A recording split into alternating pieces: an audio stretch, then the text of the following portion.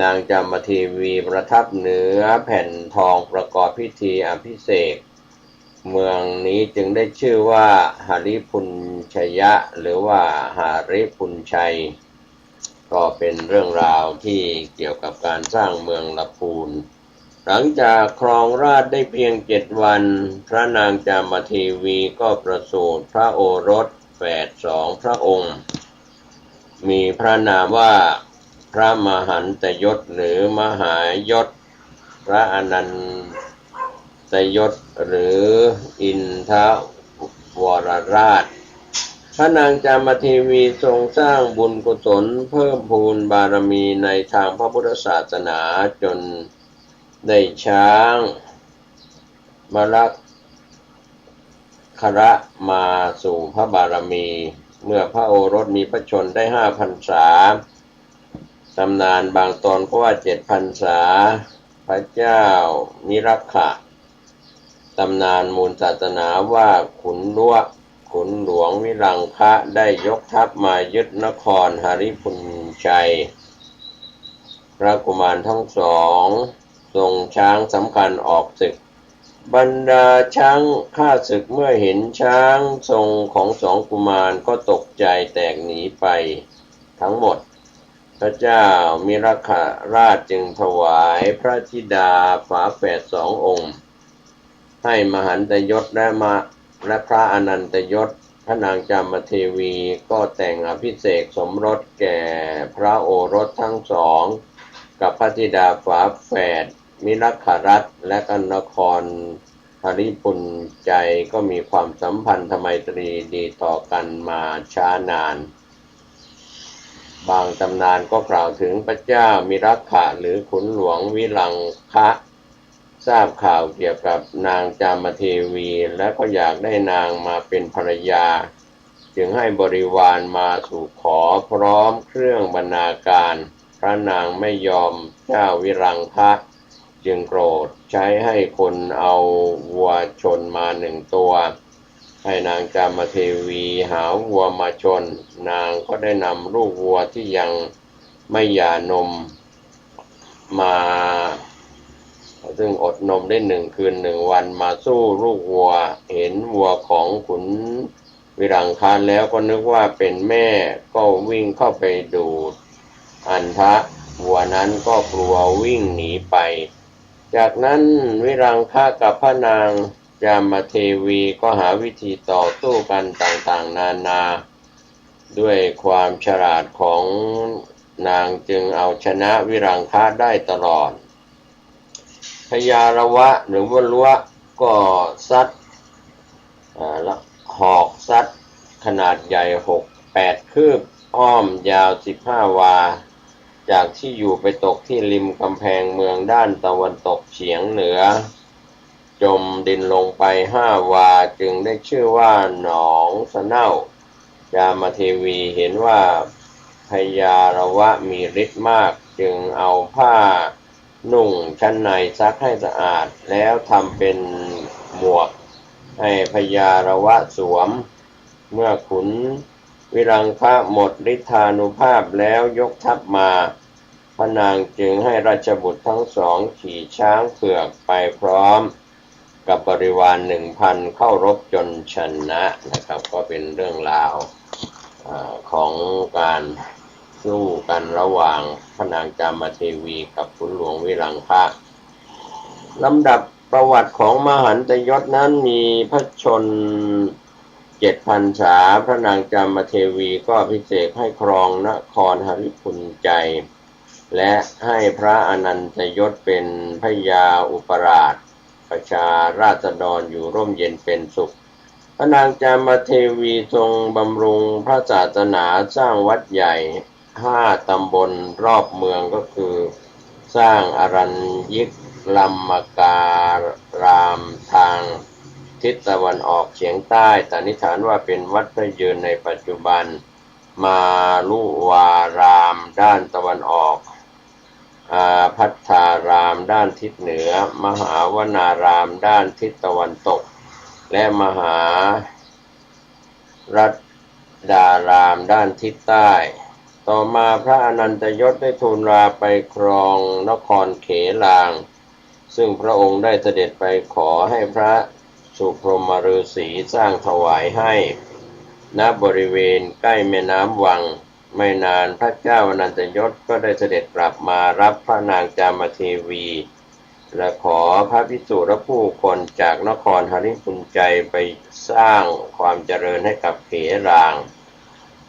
พระนางจามเทวีประทับอยู่เขลางเป็นเวลา3 ปีเพื่อคอยดูแลให้คำปรึกษาด้านการปกครองแก่พระเจ้าอนันตยศ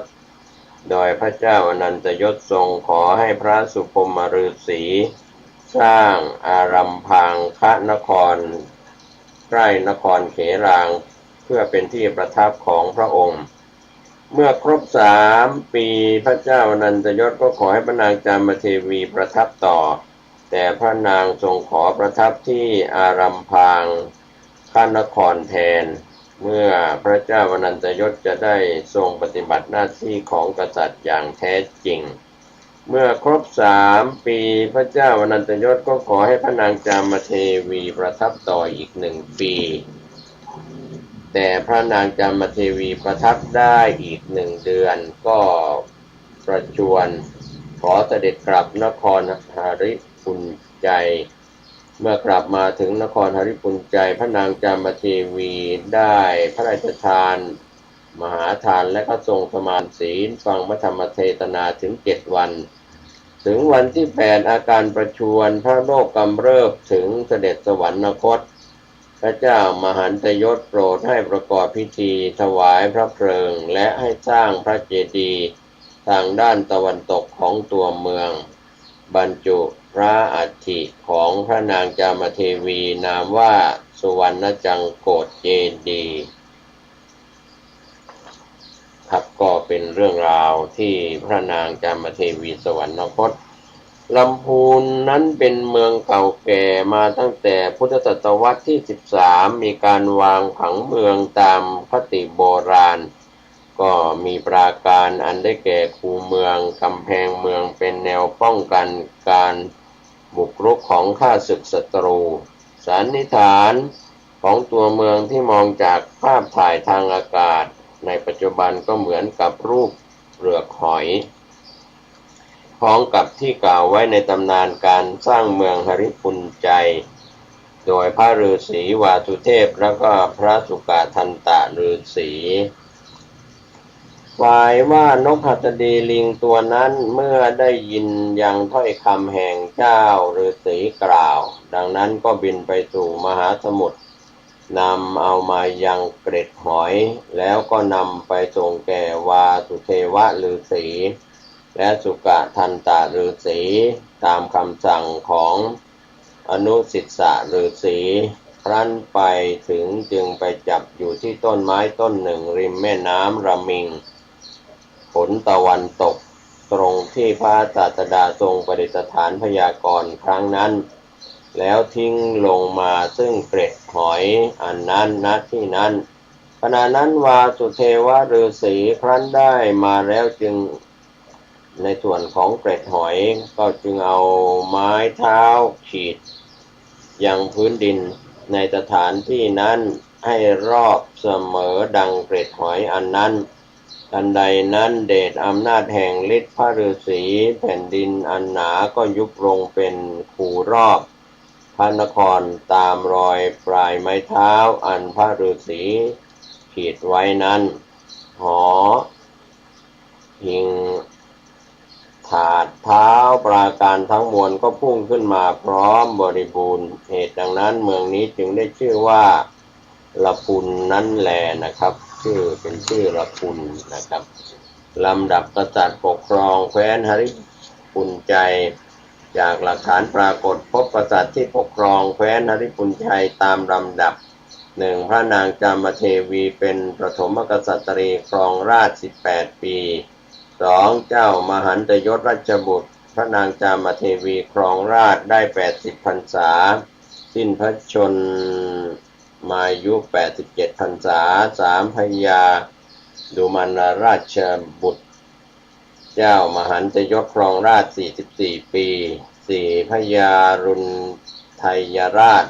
ราชบุตรพญาดูมันยราชครองราชย์27 ปีเป็นผู้ที่ไม่มีความเชื่อต่อกุศลกรรมให้ทานบ้างรักษาศีลบ้างกระทำไปตามจารีตโบราณพญาสุวรรณมัญชนะราชบุตรพญาอรุโนไทยครองราช30 ปีสิ้นพระชนม์เป็นผู้เลื่อมใสในศาสนาบำเพ็ญบุญกิริยาพุทธศาสนาเจริญรุ่งเรือง6พญาสังสาราชราชบุตรพญาสุวรรณมัญชนะครองราช10 ปีสิ้นพระชนม์เป็นผู้ประพฤติผิดไม่ต้องตามราชประเพณีไม่ตั้งอยู่ในทศพิธราชธรรม7พญาปทุมกุมารราชบุตรพญาสังสาราชครองราช30 ปีสิ้นพระชนม์ได้ตั้งโรงทาน6 แห่งสร้างอาวาสกุฏิวิหารถวายพระภิกษุสงฆ์บำเพ็ญกุศลไม่ขาด8พญากุลเทวราชบุตรพญาปทุมราชครองราช7 ปีมีกษัตริย์มิลักขะจากเมืองยศมารายกทัพมาตีหฤปุญใจพญากุลเทวะหนีไปอยู่ที่เมืองสมิงคนคร9พญามิลักขราชครองราช1 ปี10พญามิลักขะโตราชยกทัพมาตีเมืองหฤปุญใจพญามิลักขะโตราชสิ้นพระชนม์ประมาณปีพุทธศักราช1500 11พญาโนกราชราชนัดดาพญากุรเทวะครองราช4 ปี 7 เดือนสิ้นพระชนม์12พญาพานราชครองราช2 เดือนครึ่งสิ้นพระชนม์13พญาคุตราชหรือพญากัลยาณราชครองราช3 ปีสิ้นพระชนม์14พญาสระราชครองราช3 ปีสิ้นพระชนม์15พญาภาระราชครองราช3 ปีสิ้นพระชนม์16พญาโยวราชครองราช6 เดือนสิ้นพระชนม์17พญาพรหมทัตครองราช3 ปีสิ้นพระชนม์18พญามุขราชครองราช2 ปีสิ้นพระชนม์19พระวัสสัตตกราชครองราช2 ปี 10 เดือนก็ได้รวบรวมกำลังยกออกจากเมืองหฤปุญใจโดยทางเรือเพื่อที่จะไปตีเมืองละโวพญาปุจิตตะจักรวัตติเจ้าเมืองละโวยกทัพออกมาต้านทานนอกเขตพระนครลบกันยังไม่แพ้ชนะกันพอดีกองทัพศรีวิชัยจากเมืองนครศรีธรรมนครยกกำลังทางเรือและทางบกประมาณ170,000 คนเข้าตีกรุงละโวได้แล้วยกกำลังเข้าต่อสู้กับกองทัพละโวและกองทัพหฤปุญใจก็แตกพ่ายหนีไปเจ้าเมืองละโวได้สั่งให้กองทหารรีบเดินทางโดยทางบกเพื่อเข้าตีเมืองหฤปุญใจก่อนที่กองทัพหฤปุญใจจะเดินทางโดยทางเรือไปถึงเมื่อถึงแล้วก็ได้ทำอุบายว่าเป็นกองทัพหฤปุญใจกลับมาชาวเมืองเปิดประตูรับกองทัพละโวจึงเข้ายึดเมืองไว้ได้เมื่อกองทัพหฤปุญใจยกกลับมาถึงได้สู้รบกันแต่ตีเมืองไม่ได้เสียลี้พลไปเป็นอันมากจึงลงเรือหนีไปอยู่ทางป่าทางทิศใต้ประมาณปีพุทธศักราช1550 ถึง 1560 20พญาอุชิตะจักรวัตติครองราชย์ได้3 ปีพญากัมโพชราชราชบุตรพระเจ้าศรีธรรมราชได้ยกกำลังมาตีเมืองหฤปุญใจกองทัพหฤปุญใจยกกำลังออกไปต่อสู้จนกองทัพกัมโพธแตกพ่ายไปพญาอุชิตะจักรวัตติครองราชย์ต่อมาอีก3 ปีสิ้นพระชนม์21พญากมลราชครองราชย์ต่อมาเกิดโรคหาระบาดในเมืองหฤปุญใจผู้คนล้มตายเป็นอันมากจึงได้พาผู้คนหนีภัยไปอยู่เมือง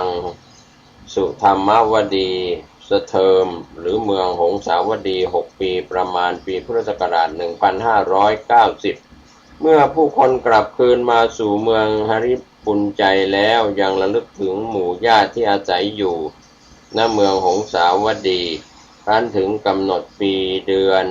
ข้าวใหม่จึงได้แต่งเครื่องสักการะไปโดยทางน้ำเรียกว่าลอยขโมดลอยไฟ